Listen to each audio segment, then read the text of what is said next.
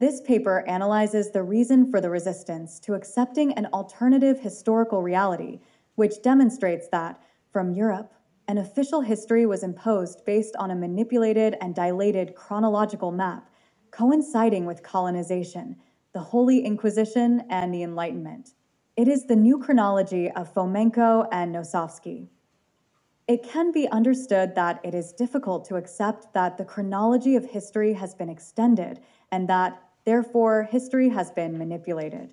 But what is not so understandable is that astronomical, statistical, and documentary evidence is presented, plus associated clarifying work and reasons that explain why this manipulation has been done, and instead of stopping to listen and giving the benefit of the doubt, you choose to block the dialogue. Discussing and questioning proven scientific research falls within the space of reason, but another thing is the irrational denial that resists being raised unilaterally.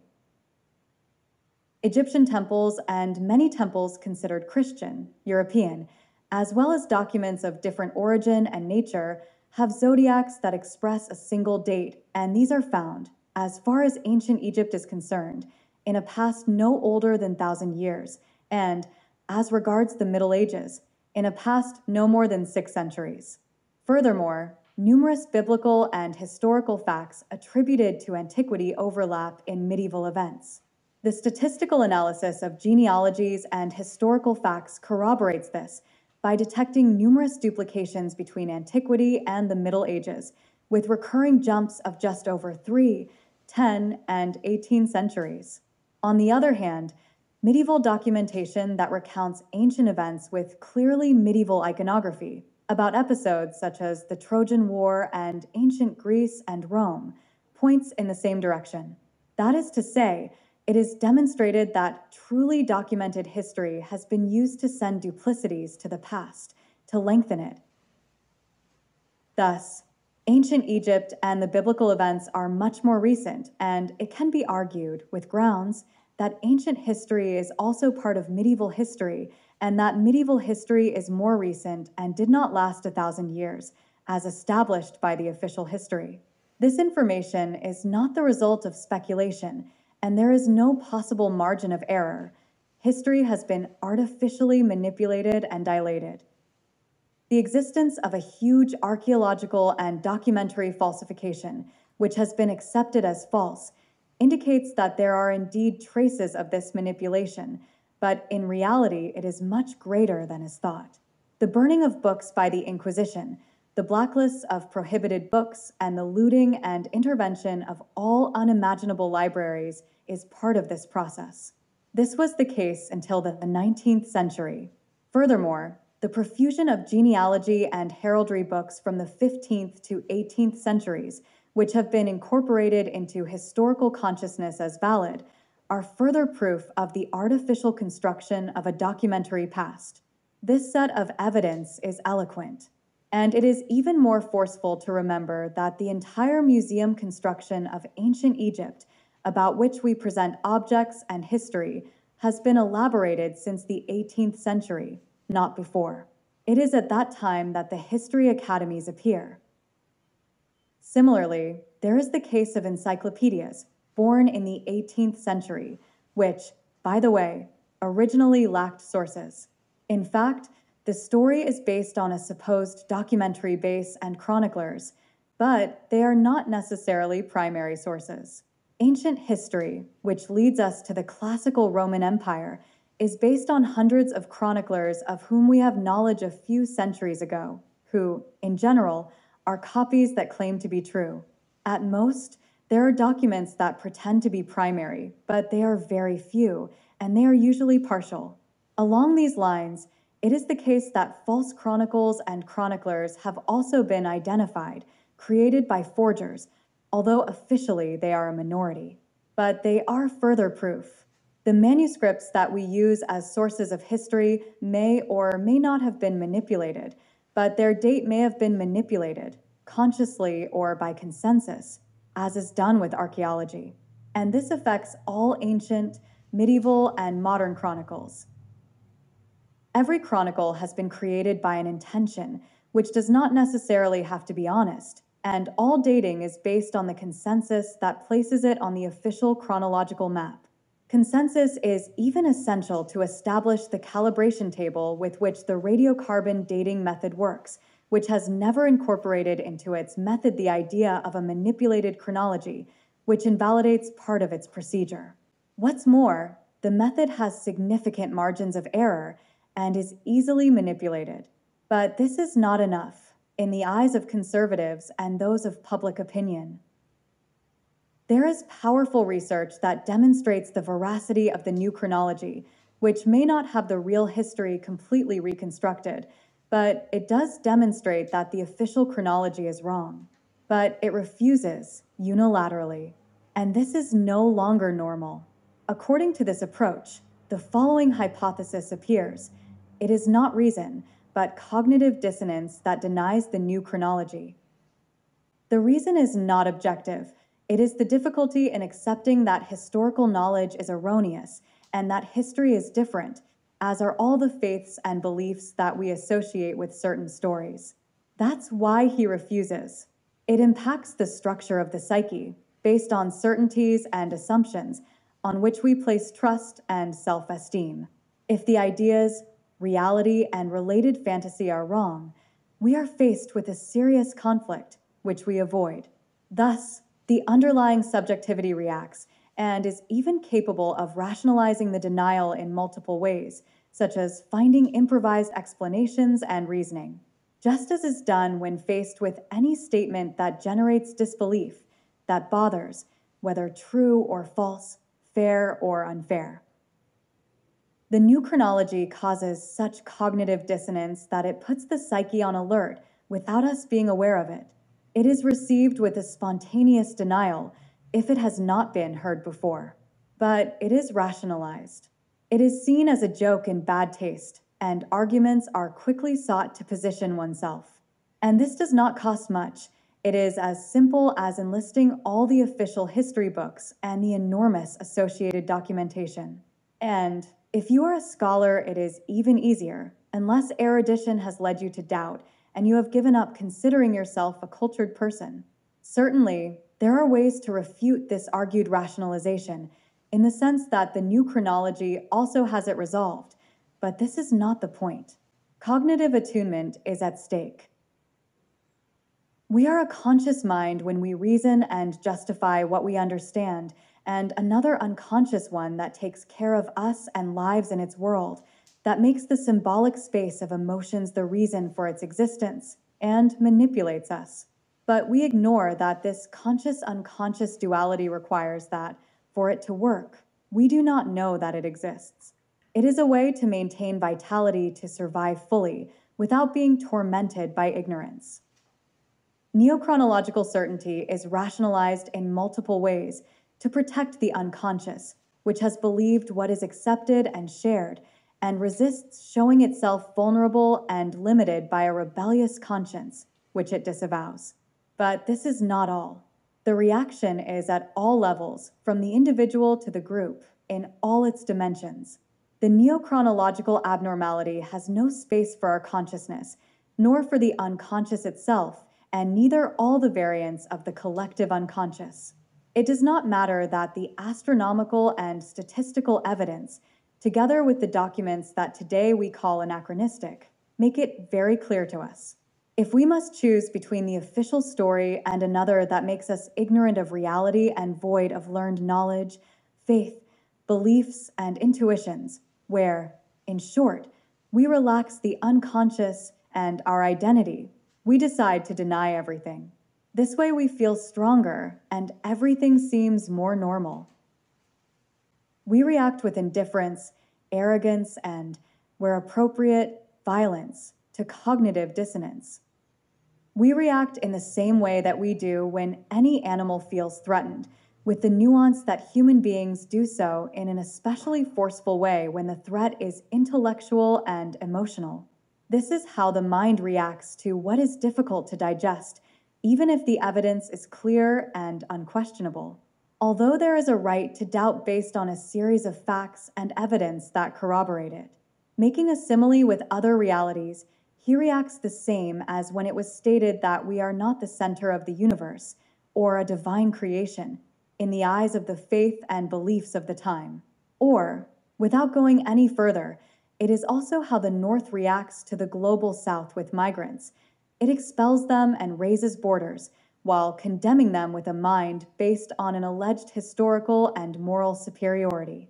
As the USA and NATO do with all economic and military force that they do not control and fear, manipulating reality, already manipulated from the West, as the new chronology shows.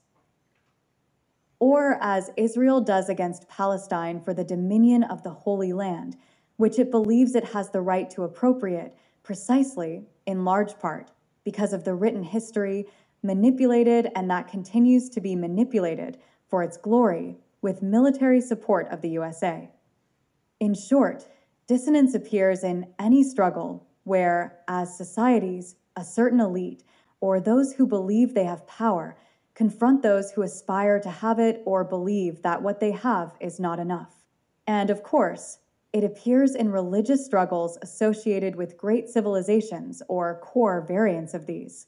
This has been the case when Islam and Judaism have been fought by Christianity and Catholicism with Christianity that does not follow the Pope of Rome, as well as every colonial force that has subdued the peoples it has massacred, defeated, or assimilated.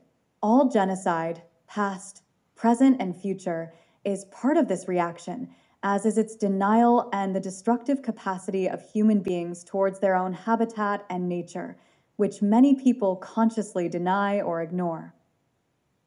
In this sense, it is worth highlighting the fact that this research affects more than common reason or knowledge. It affects the personal and popular faith and beliefs on which we dress as individuals and public figures. For example, by altering the time and reasons of sacred texts and of antiquity, the new chronology unintentionally takes away their magic. The same thing happens when he exposes the hand that has manipulated him, the power of the political and priestly elite. In fact, it exposes, to the public eye, the capacity of human beings to speculate with gods, myths, and power. In this sense, it asks, in a way, to be ashamed and to rethink too many things. It is not easy to assume that religious faith is an artificial way of relaxing the meaning of existence, which we have accepted and captivates us, or that every transcendent belief makes us believe that we are freer, but, for unconscious purposes, it is exactly what's same as the religious fact. To accept it, we must change the record of history that we have made a reality, that we do not question. The greater the history of faith, the more powerful its idea will be within us. If it is not great, it will cease to have power.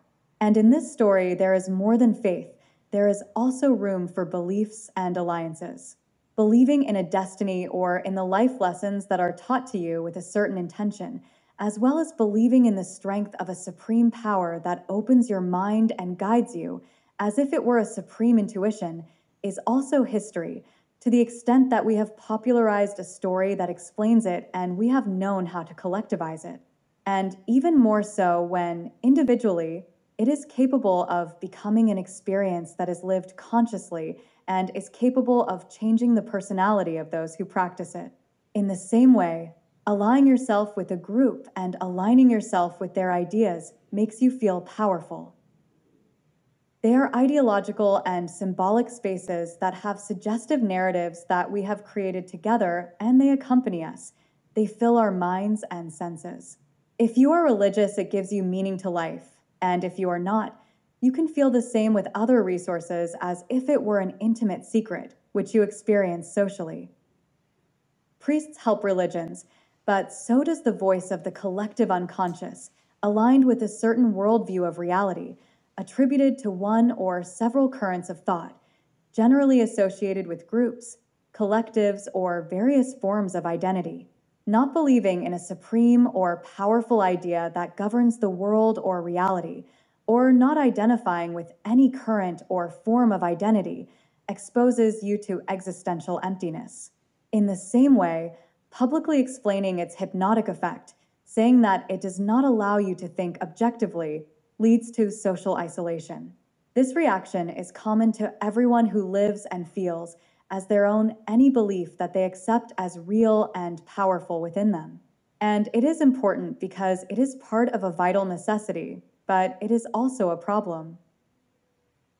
Simply considering that the mind has created an existential fantasy implies incorporating a cognitive dissonance in the unconscious at all levels, which makes the psyche, individual and collective, a cognitive problem with the world and with oneself. The consensual story tells you how all this space has been created on which to support beliefs, and how to feel accompanied by reasons that give meaning to life.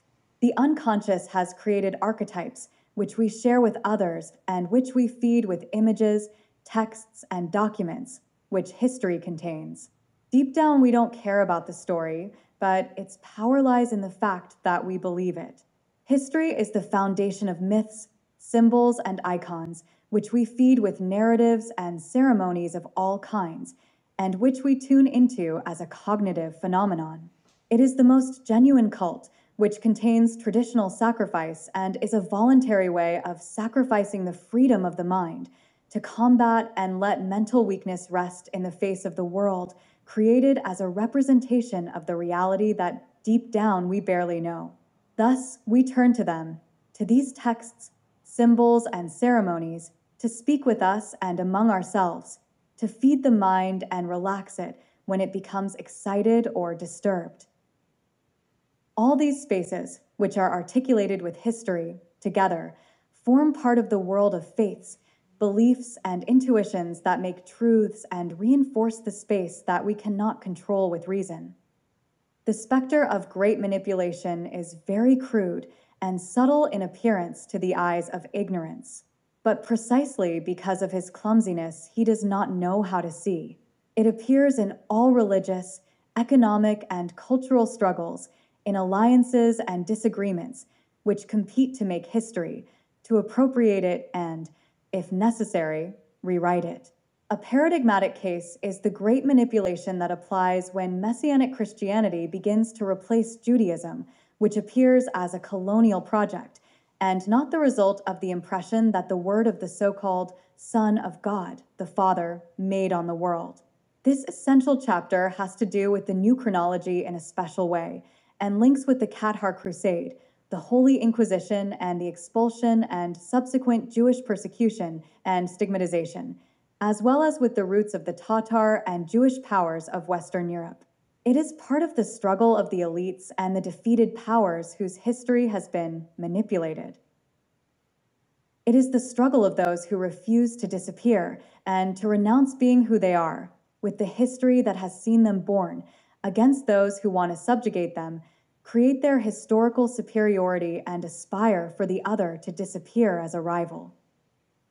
There are no bad guys and good guys, but executioners and victims in a frenetic pulse to dominate the mind, the territory, and the resources to control everything and benefit from it.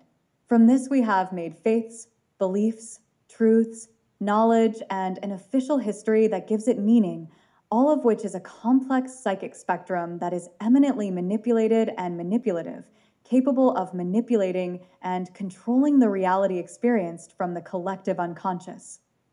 All these large and small destructive constructions, instinctive, past, and present, have written and continue to write the official history that the new chronology disavows.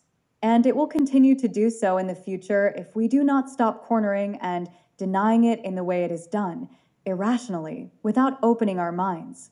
Denying it is a way of resisting having to make an effort to change and remake reality, in capital letters.